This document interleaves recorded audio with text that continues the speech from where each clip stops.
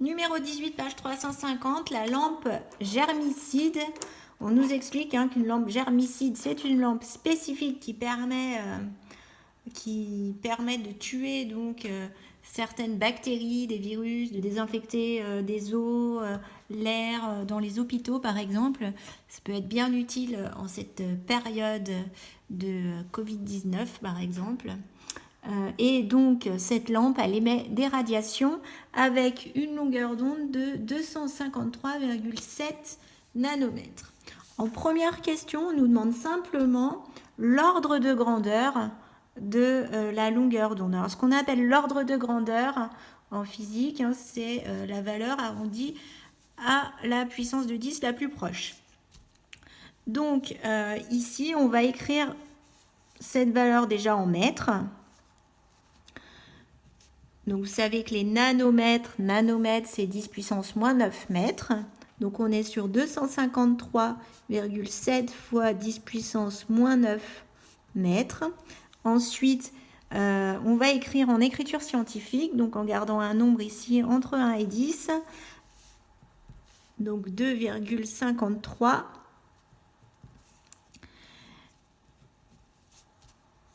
Alors là, on est dans l'ordre des centaines, donc c'est 10 puissance 2 fois 10 puissance moins 9 mètres. On peut additionner les exposants. Moins 9 plus 2, ça fait moins 7. Donc au niveau de l'arrondi, on va arrondir la puissance de 10 la plus proche. Donc là, 2,537, on est en dessous de 5, donc on peut rester sur 10 puissance moins 7. Donc on va dire que c'est environ égal à 10 puissance moins 7 mètres. Donc voilà l'ordre de grandeur.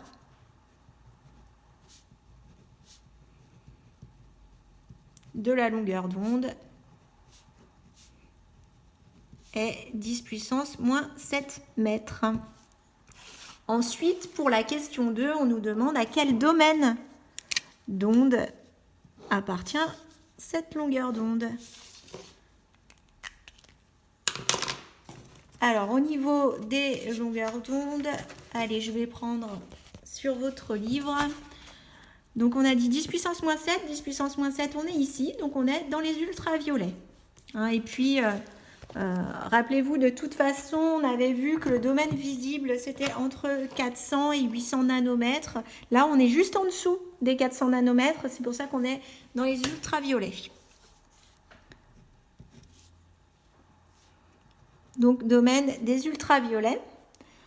Ensuite, question 3, calculer l'énergie des photons émis associés à ces radiations. Donc, l'énergie des photons, on avait vu que pour la calculer, on pouvait utiliser la formule Hc sur lambda. On peut faire l'application numérique. Donc 6,63 fois 10 puissance moins 34 multiplié par 3 fois 10 puissance 8 mètres par seconde et divisé par la longueur d'onde en mètres. Donc par 2,537 fois 10 puissance moins 7 mètres.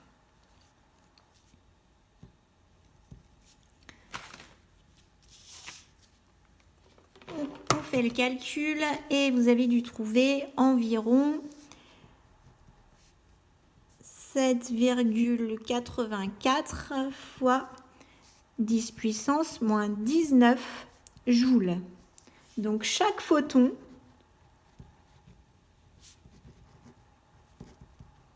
transporte une énergie de 7,84 fois 10 puissance moins 19 joules.